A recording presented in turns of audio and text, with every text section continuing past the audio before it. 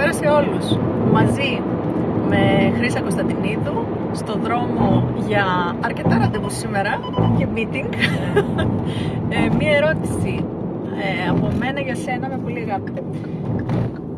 Γιατί έχουμε εδώ ένα κορίτσι το οποίο θεολόγος, το βασικό, τεχνήτρια νυχιών, το δεύτερο, επιχειρηματίας με σπίτια Airbnb, πολλά πράγματα ταυτόχρονα.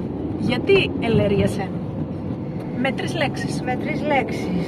Για το λόγο να έχω περισσότερο χρόνο, ελευθερία χρόνου. Αχα. Χαρά. Χαρά. Μέσω της δημιουργίας. Μέσω της δημιουργίας και την επαφή με τον κόσμο. Και ανέμελα ταξίδια. Ταξίδια. Ταξίδια. Ωραία.